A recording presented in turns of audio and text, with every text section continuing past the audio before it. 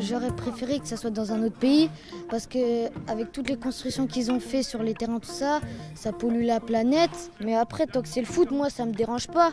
Tant que je peux regarder la Coupe du Monde, c'est plus important. Pour moi, l'aspect foot est beaucoup plus important que le fait que ça se joue au Qatar. Si j'ai l'opportunité d'y aller, ce serait un souvenir et j'irai quand même. Non, moi je suis pas d'accord avec lui. Attendre c'est long, mais au Qatar, avec ce qui s'est passé, faut attendre 4 ans de plus. En quelque sorte, tu les aides, genre tu les récompenses à ce qu'ils ont fait.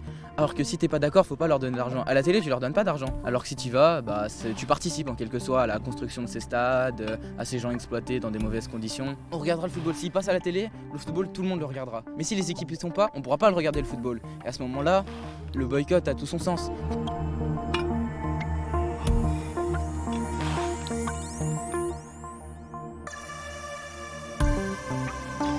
Un événement pareil, grandiose, que tout le monde attend tous les 4 ans.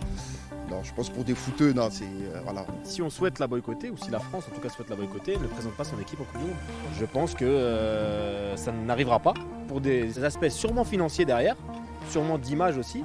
Je ne pense pas que le président Emmanuel Macron demain va dire l'équipe de France ne se présentera pas au Qatar parce que le Qatar ne respecte pas les droits de l'homme, parce que le Qatar crée des stades en 6 mois et tue des centaines d'ouvriers. Et honnêtement, il n'y aura aucune équipe qui va boycotter, ça y est, c'est déjà lancé dans quelques mois.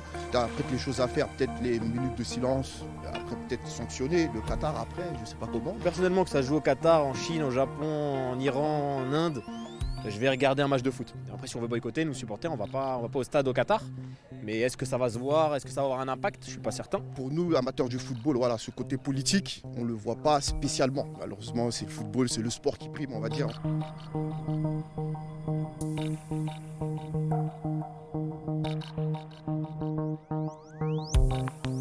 Des progrès ont été réalisés. Les travailleurs étrangers sont plus payés en liquide, ils ont des comptes bancaires, leurs visas de sortie ont été facilités, ils ont facilité la possibilité de changer de travail.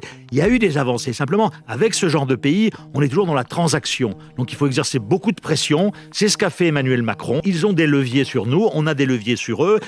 Mais en l'occurrence, là, les travailleurs étrangers, il y en a eu effectivement plusieurs milliers qui sont morts. C'est absolument inadmissible. Mais il y a eu des avancées qui ont été faites et donc il faut continuer. Le principal défi qui est posé au Qatar aujourd'hui, c'est le défi culturel. C'est un pays de culture wahhabite, d'un islam rigoriste. On ne consomme pas d'alcool au Qatar, sauf dans certains hôtels entre 19h et 21h. Donc, comment le Qatar va-t-il gérer l'arrivée massive de milliers, de dizaines de milliers de supporters qui aiment bien boire de la bière, les hooligans, etc.